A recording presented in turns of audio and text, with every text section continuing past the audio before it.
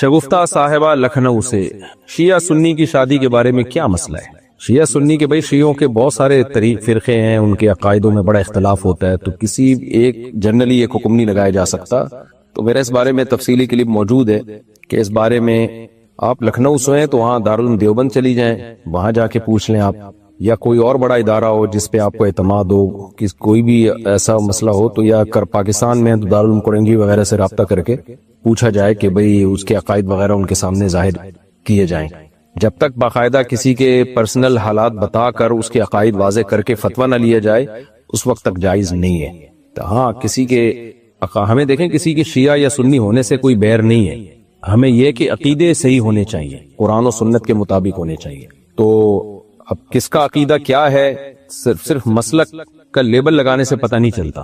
جیسے لوگ مجھ سے پوچھتے ہیں کہ بریلوی کے پیچھے نماز جائز ہے یا نہیں ہے، تو میں کہتا ہوں بھائی دیوبندی بریلوی اہل حدیث کا تعلق نہیں ہے نماز جائز ہونے یا نہ ہونے سے۔ نماز کے جائز ہونے نہ ہونے کا تعلق اس سے ہے کہ عقیدہ شرکیہ ہے یا نہیں ہے۔ تو اگر کسی بریلوی کا عقیدہ توحید والا ہے، دیوبندی کا شرکیہ ہے، تو بریلوی کے پیچھے جائز ہوگی، دیوبندی کے پیچھے حرام ہوگی۔ اور اگر کسی بریلوی کا شرکیہ ہے، دیوبندی کا شرکیہ نہیں ہے، تو پھر دیوبندی کے پیچھے جائز ہوگی۔ تو امام کے لیے دیوبندی بریلوی اہل حدیث شیعہ ہونا کا میٹر نہیں رکھتا۔ تو میٹر یہ چیز ہے کہ آپ کو پرسنلی کسی کے عقیدے معلوم ہو، پھر بھلے وہ شیعہ کا ہے، اپنے آپ کو دیوبندی کا ہے، بریلوی کا ہے، ہمیں اس سے کوئی بیر نہیں ہے، کوئی مسئلہ نہیں ہے۔ عقیدہ صحیح ہونا چاہیے جو قرآن و سنت نے بتایا ہے، جو تواتر کے ساتھ ثابت ہے۔ تو اس لیے شادی میں بھی ایسے ہی ہے کہ ہمیں اس سے غرض نہیں ہے کوئی دیوبندی ہے، بریلوی ہے، اہل حدیث ہے، جو بھی اسلام کی طرف منسوب ہے نکاح اس سے جائز ہے، بشرطے کہ اس کے عقیدے بھی اسلام ہی کے مطابق ہوں۔ تو جا کے جو ہے نا کسی پرسنلی، جب کسی کوئی بھی رشتہ آئے تو پرسنلی اس کے عقائد جا کے باقاعدہ کسی ادارے سے پوچھے، یعنی فتویٰ لیا جائے کہ جی یہ اس کے عقائد ہیں اور یہ اس پہ حلف اٹھا رہا ہے اور اس کے بارے میں مشہور بھی یہی ہے کہ یہ اس کے عقیدے ہیں، تو کیا اس سے میرے لیے نکاح جائز ہے یا نہیں ہے؟ تو وہ پھر آپ کو فتویٰ دیں گے تو اس پر عمل کیا جائے گا۔ ایک جنرلی حکم بیان نہیں کیا جا سکتا اس میں۔ انڈیا سے کسی نے پوچھا ہے کیا احتلام کے بعد آدھے بدن کو دھونا ضروری ہے؟ میں نے احتلام کے بعد ایسے ہی غسل کر کے نماز پڑھ لی تو کیا میری نماز قبول نہیں ہوگی؟ آپ نے اگر احتلام کے بعد غسل کر کے نماز پڑھی تو ہی قبول ہوگی، غسل کیے بغیر پڑھتے تو قبول نہ ہوتی، جب غسل کر لیا تو قبول ہو گئی۔ باقی آدھے بدن کو دھونا ضروری نہیں ہے، جہاں ناپاکی لگی ہو اس ناپاکی کو دھونا ضروری ہے۔ باقی جب غسل کریں گے تو پھر تو پورے بدن ہی کو دھوئیں گے نا آپ، لیکن آدھے بدن کا کوئی تعلق نہیں ہے اس سے، احتلام سے۔ جہاں گندگی لگی ہوئی ہے وہ دھوئیں۔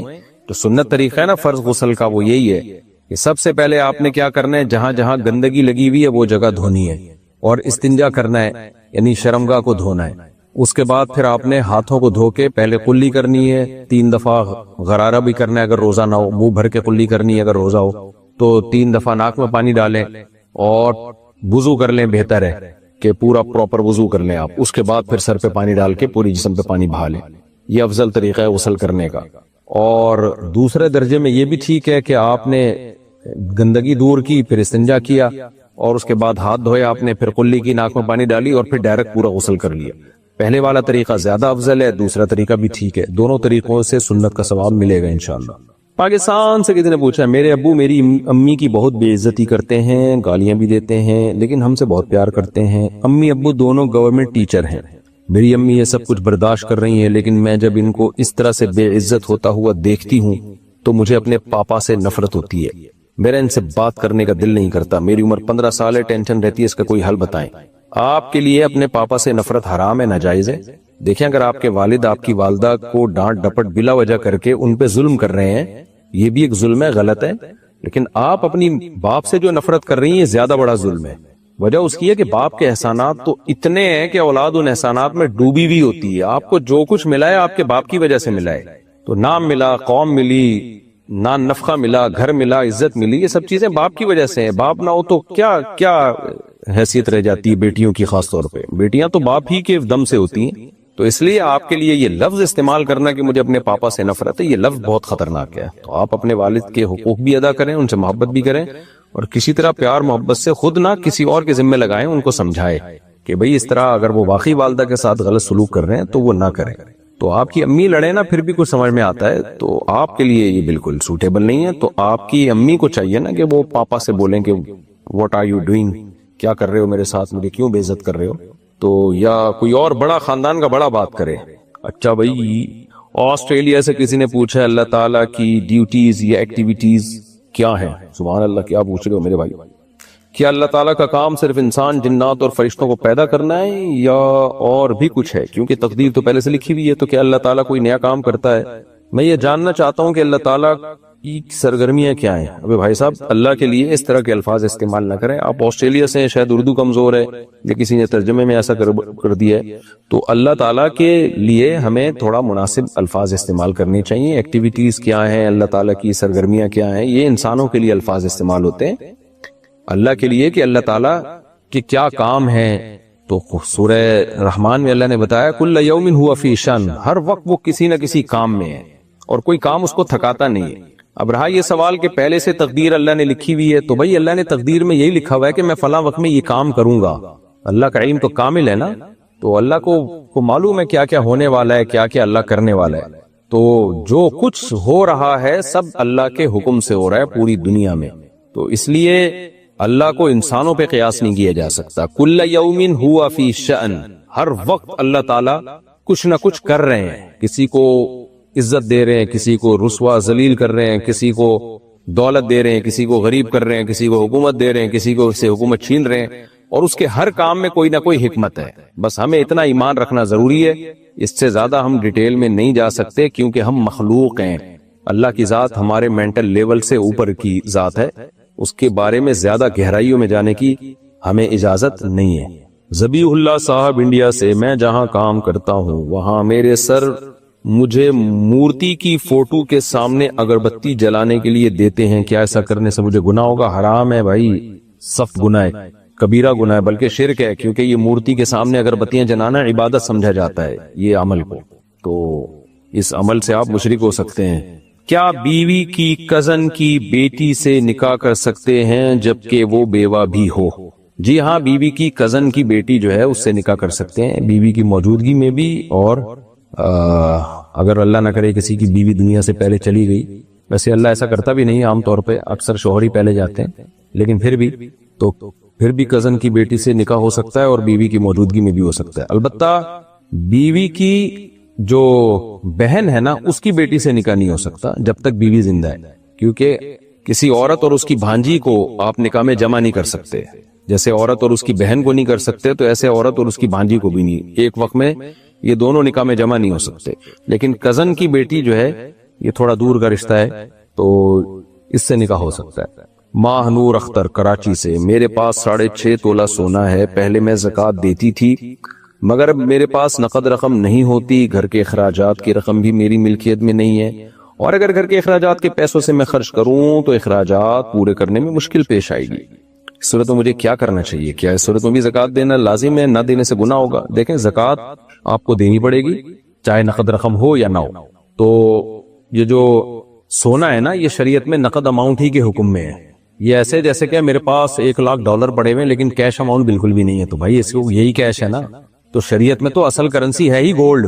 جب آپ کے پاس گولڈ ہے اور اس پہ قرضہ بھی نہیں ہے آپ کے اوپر تو پھر آپ کو زکوٰۃ دینی پڑے گی۔ تو 6 تولہ سونے کے ساتھ اگر 1 روپے بھی آپ کے پاس ہو، جیسے کہ ہوتا ہی عام طور پہ، تو زکوٰۃ کی تاریخ آنے پر آپ کو زکوٰۃ دینی ہے۔ اب آپ کی مرضی گولڈ بیچ کے دیں یا اسی گولڈ کو توڑ کے دیں، یا آپ اپنے ذمے لازم کر لیں بھائی میرے ذمے اتنی زکوٰۃ بنتی ہے، گولڈ کی قیمت کو آپ نے 40 سے ڈیوائیڈ کیا، جو جواب آیا بھائی میں نے پورے سال میں اتنی زکوٰۃ نکالنی ہے، تو آپ کے پاس پورا سال پڑا ہے، آپ قسطوں میں جیسے جیسے پیسے آتے جائیں آپ وہ زکوٰۃ نکالتی جائیں، یکمشت دینا ضروری نہیں ہے زکوٰۃ۔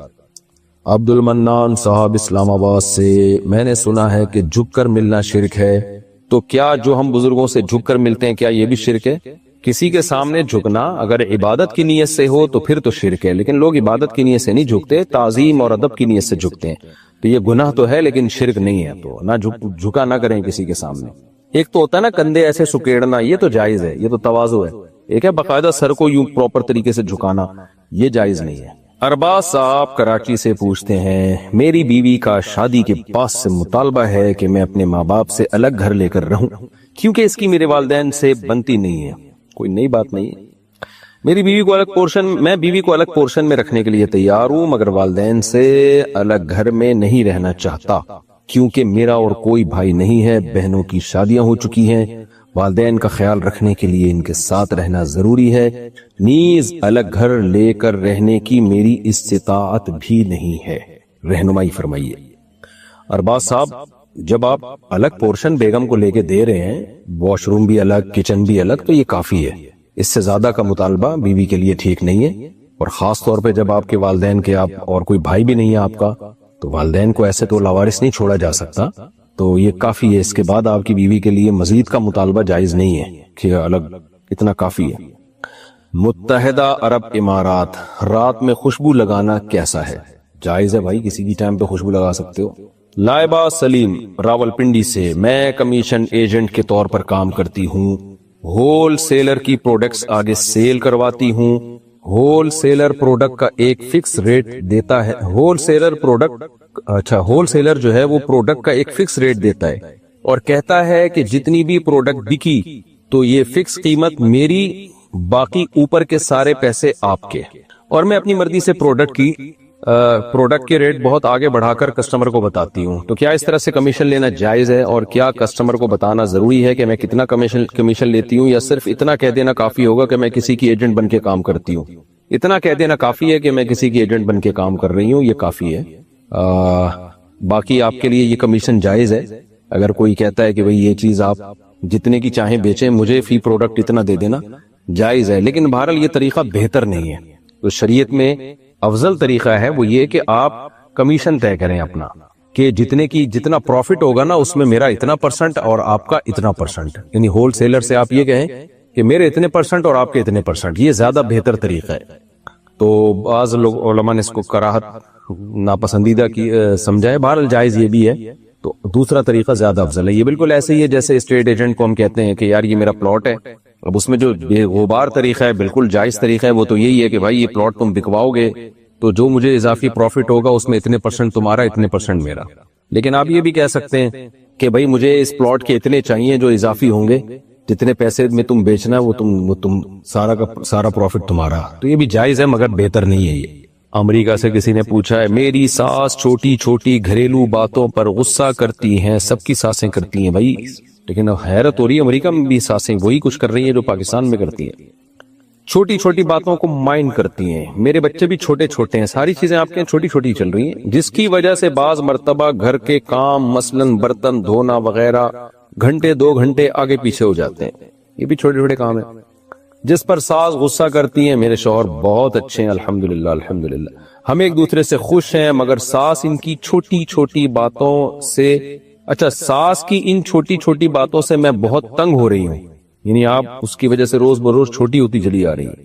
میں کبھی ان کو اف تک نہیں کرتی، ہمیشہ ادب سے بات کرتی ہوں، کبھی پلٹ کر جواب نہیں دیا، مگر اب تنگ ہو کر میں ان سے الگ ہونا چاہتی ہوں۔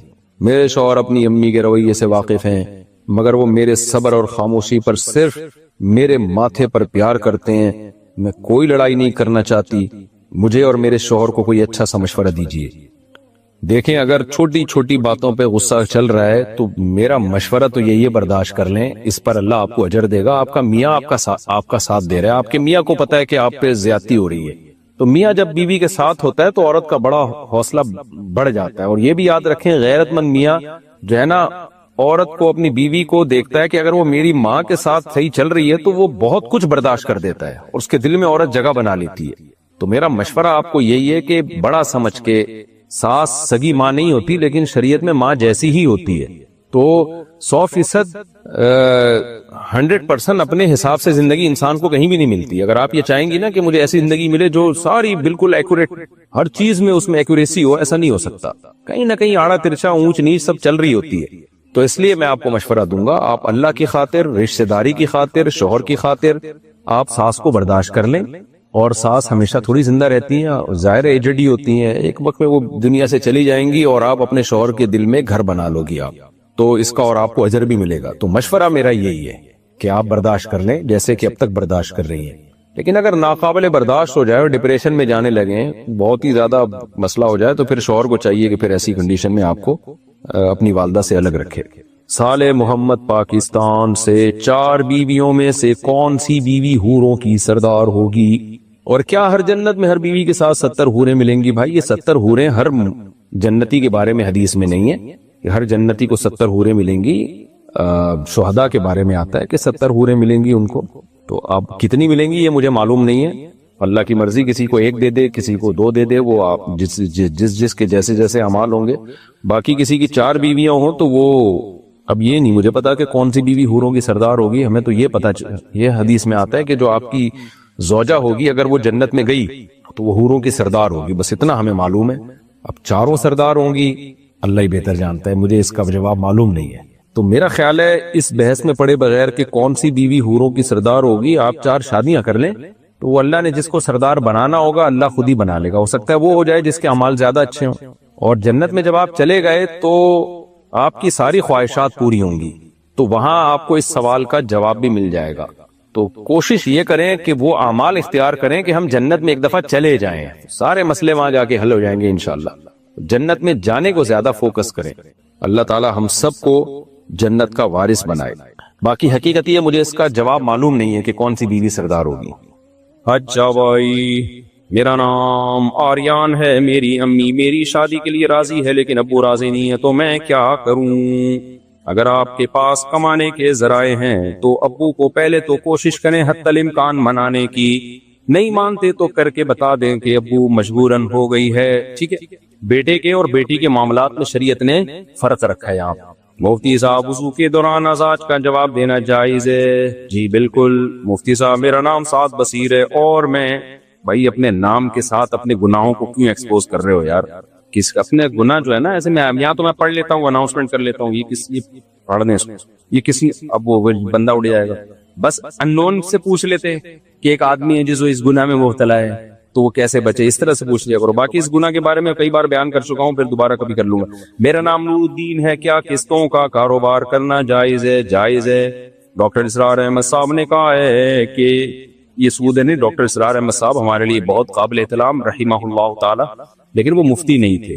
سود کے مسائل مفتیان کرام سے پوچھیں. سود کے تو بڑے ویسے بھی پیچیدہ مسائل ہوتے ہیں، اس میں تو ایکسپرٹ مفتی ہوتے ہیں جو بتاتے ہیں. آپ تو قسطوں کے کاروبار تو سود ہو ہی نہیں سکتا. میں نے بھی وہ ڈاکٹر صاحب کی اسپیچ سنی ہے جس میں وہ کہہ رہے ہیں میری رائے میں یہ بھی سود ہے، لیکن وہ بالکل اس کی کوئی حیثیت نہیں. باقی انہوں نے جو دین کے کام کیے، ہمارے ہاں جب کسی ایک سے کسی بات پہ اعتراض کیا جائے تو لوگ سمجھتے ہیں میں اس کے اگینسٹ ہوں. کہ قرآن کی بڑی خدمت کی انہوں نے. جو ہماری نئی جنریشن ہے، جو اسکول یونیورسٹی کالجز کے لوگ ہیں اور بڑی اپر لیول کا جو ہمارا طبقہ ہے، اس کے بڑا ان کا اچھا کردار ہے. بڑی محنت کے ساتھ وہ درس قرآن دیا کرتے تھے، اب بھی ان کے درس موجود ہیں. لیکن مسائل کے معاملے میں آپ مفتیان کرام سے پوچھو گے. تو سود سے اس کا کوئی تعلق نہیں ہے، بلکہ یہ جو آیت نازل ہوئی ہے نا، احل اللہ البیع وحرم الربا، مشرکین مکہ نے کہا تھا کہ سود کیوں حرام ہے. وہی پوچھا نا انہوں نے شیطان والا کام کہ کیوں حرام ہے. انہوں نے کہا جب قسطوں پہ ہم یعنی خرید و فروخت جب ہم کرتے ہیں تو اس میں بھی تو پروفٹ ہوتا ہے ہمارا. تو وہاں بہت سے مفسرین نے لکھا ہے کہ وہاں بیع سے ان کی مرادی قسطوں والی خرید و فروخت، کہ قسطوں پہ جب ہم چیز لیتے ہیں تو اس میں پروفٹ، جب ہم چیز بیچتے ہیں قسطوں پہ ادھار پہ تو ہم اپنا مارجن کیا رکھتے ہیں؟ زیادہ. تو سود میں بھی تو یہی ہے. تو فرق کیسے ہو گیا؟ تو اسی کے جواب میں قرآن نے کہا کہ بھئی فرق یہ ہے کہ حل اللہ البیع، اس خرید و فروخت کو اللہ نے حلال رکھا ہے اور اس کو کیا رکھا ہے؟ حرام رکھا ہے. تو کسی بھی چیز کی کیش پیمنٹ کم اور ادھار پہ اس کی پیمنٹ زیادہ ہو سکتی ہے، شرعاً جائز ہے. ناجائز یہ ہے کہ آپ اسی مجلس میں طے نہ کریں. دیکھو ایک چیز میں اپنا موبائل میں بیچتا ہوں، میں کہتا ہوں بھائی یہ کیش پہ 1 لاکھ کا ہے اور قسطوں پہ 1.5 لاکھ کا. آپ چلے گئے موبائل لے کے کہ ٹھیک ہے کل پیسے لے آیا تو 1 لاکھ دے دوں گا، اور اگر نہیں لایا تو سمجھنا 1.5 لاکھ. یہ حرام ہے. اسی وقت طے کرو کہ 1 لاکھ والی پیمنٹ پہ لوگے یا 1.5 لاکھ والی، اسی وقت طے کرو. اور جو ایک دفعہ طے ہو گئی اب اس میں کمی بیشی نہیں ہو سکتی. مثال کے طور پر آپ نے کہا میں 1.5 لاکھ والی پیمنٹ پہ سودا کر رہا ہوں اور میں 1 سال میں پیمنٹ دوں گا. میں نے کہا جی ٹھیک ہے، موبائل لے جا بھائی، ضمانت کے طور پہ کوئی بھی ڈاکومنٹ جمع کرا دو، 1.5 لاکھ لے آنا. کل آپ آئے کہہ رہے یار ایسا کر، یہ 1 لاکھ پکڑ اور باقی قسطیں معاف کر. اب نہیں ہو سکتا. سمجھ رہے ہو؟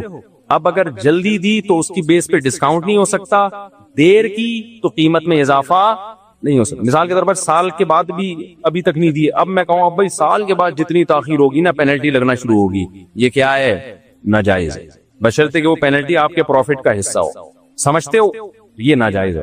اچھا بھائی، میں امریکہ میں رہتا ہوں اور دوسری شادی پاکستان میں کرنا چاہتا ہوں کیونکہ امریکہ میں 1 شادی الاؤ ہے. کیا میں پاکستان میں شادی کر کے بیوی کو رکھ سکتا ہوں؟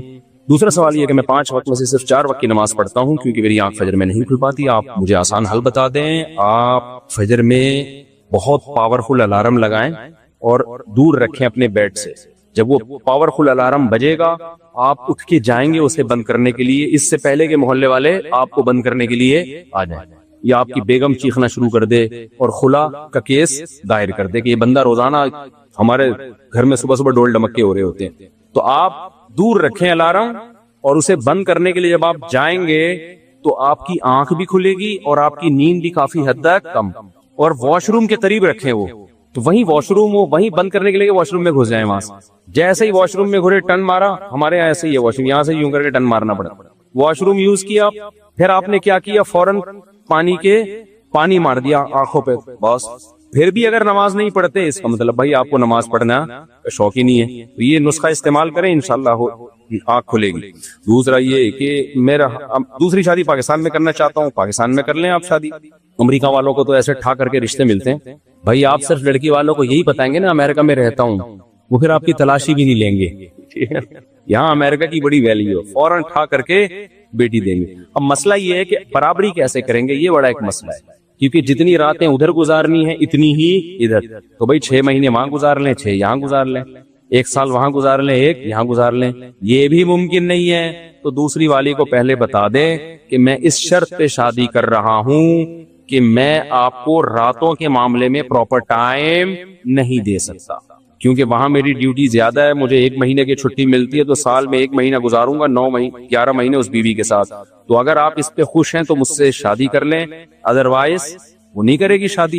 تو جو مجبور عورت ہوگی وہ کر لے گی something is better than nothing کے اصول کو سامنے رکھتے ہوئے. بہت سی ایسی عورتیں ہوتی کہنے چلو یار میاں تو مل گیا نا, خرچہ تو مل رہا ہے نا, اس میں پھر بھی عورت کا بہرحال فائدہ ہے. کیا ہے فائدہ؟ ہے نا کہ وہ جو مجبور ہوگی وہ کرے گی, جو مجبور نہیں ہوگی وہ کہے گی نہیں بھائی میں نہیں کر رہی. تو یہ اس کو حق اللہ نے دیا, وہ کہے میں نہیں کرتی. تو یہ اس طرح سے پھر کی جا سکتی ہے, ادروائز پھر تو برابری تو بہرحال ضروری ہے. آپ سے گزارش ہے کہ میں آپ سے ڈائریکٹ کانٹیکٹ کرنا چاہتا ہوں. اچھا ڈائریکٹ کانٹیکٹ میرا سفر ہے, پر اس کے بعد انشاءاللہ صلو علی الحبیب. مفتی صاحب تھوڑی سی بات پر ٹینشن لیتا ہوں, جسم میں گھبراہٹ بہت ہوتی ہے, سر میں بھی درد ہوتا ہے.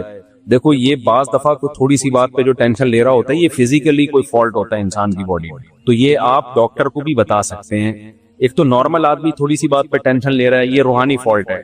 یہ کون سا فالٹ ہے؟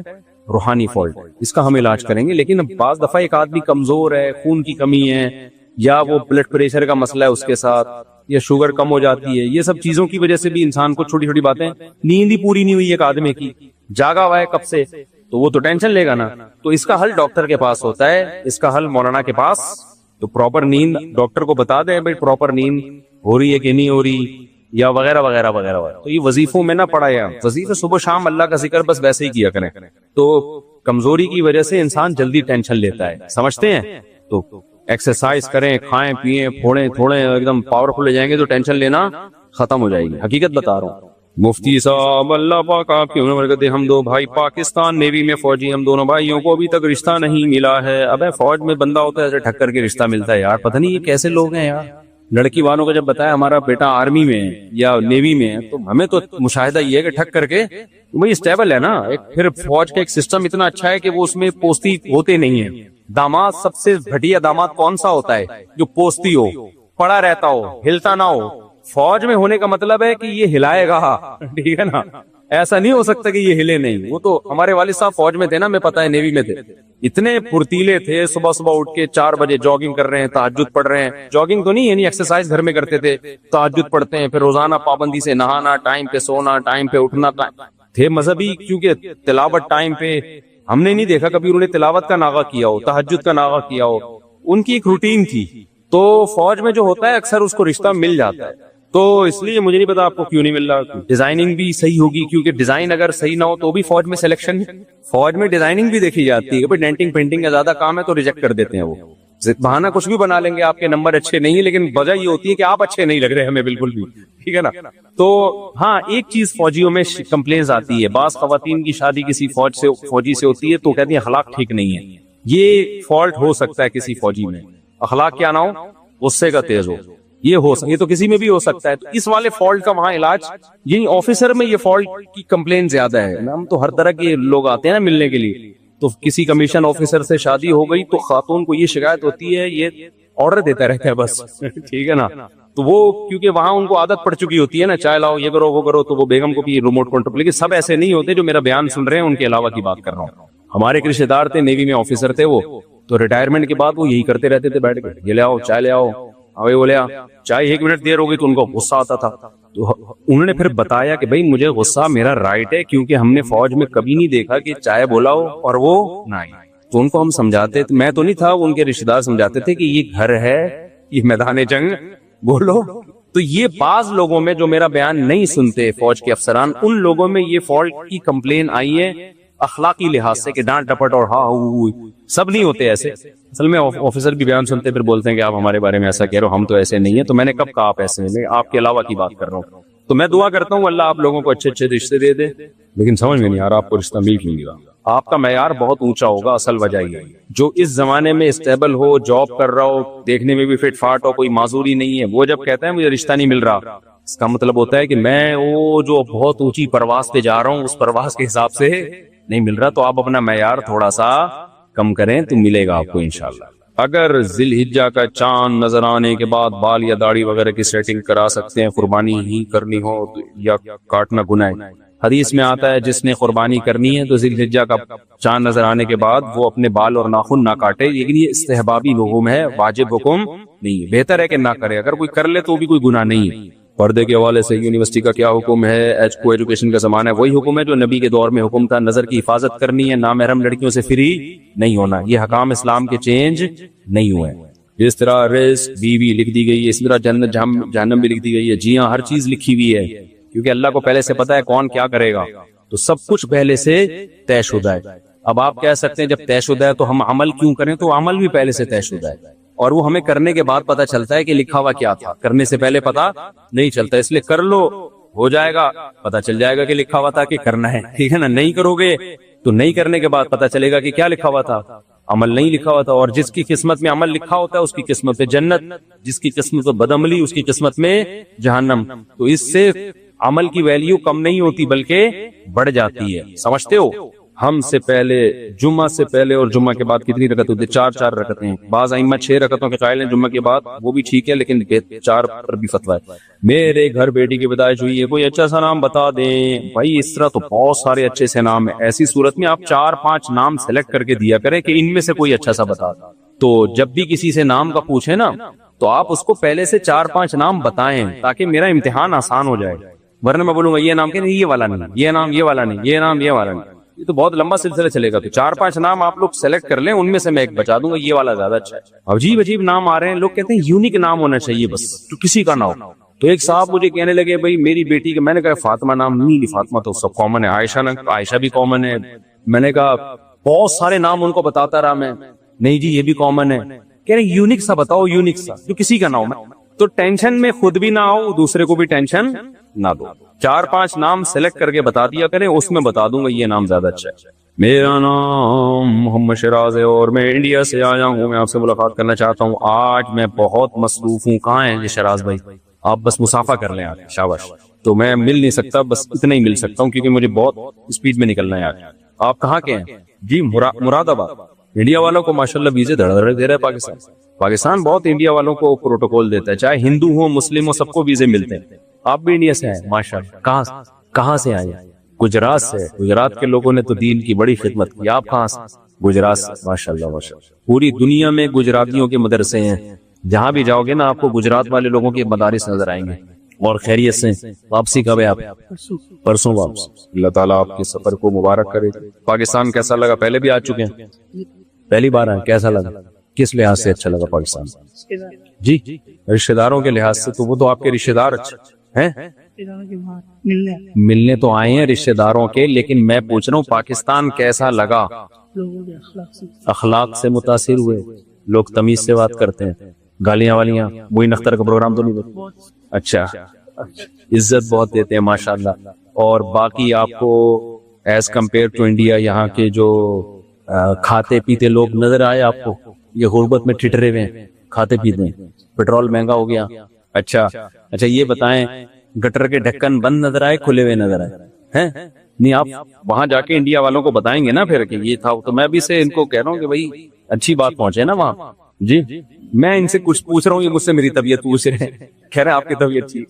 پاکستان کیسا لگا بس یہ بتائیں، کس لحاظ سے اچھا لگا؟ 2 اور 2 4 کی طرح بتائیں، پوائنٹ بتائیں جلدی جلدی. پہلی بات لوگوں کے اخلاق بہت اچھے ہیں ماشاءاللہ، نوٹ کر لو اپنی خوبیاں. دوسری بات رہن سہن بہت اچھا ہے. یہ پھر مبہم باتیں شروع کر دی نا.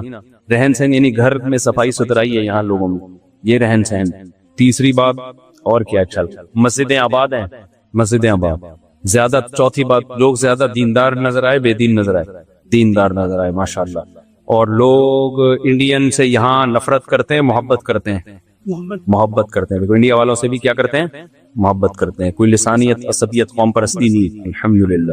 اچھا اور کوئی سوال پوچھ رہے لے لی. اچھا ڈیولپمنٹ کے لحاظ سے بسوں کا نظام، جہازوں میں بھی سفر کیا ہوگا آپ نے، اور لائٹ تو جاری ہے نا؟ اتنی لائٹ وہاں جاتی ہے؟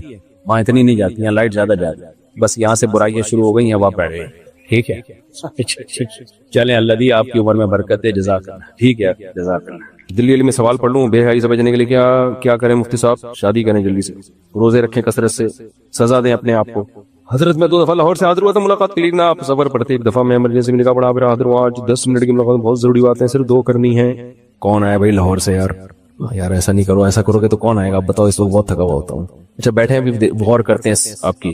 مفتی صاحب پوچھ رہے ہیں یہ کہ پیسے دے کر زنا کرنا کیسا ہے؟ میں نے مفتی الیاس گھومر صاحب کو بنایا کہ صحیح ہے، ہرگز صحیح نہیں، حرام ہے. انہوں نے بھی نہیں کہا کہ صحیح ہے، غلط بیانی سے کام لیتے ہیں. مفتی الیاس گھومر صاحب نے صحیح نہیں کہا ہوگا، کچھ اور کہا ہوگا اس کو لوگوں نے.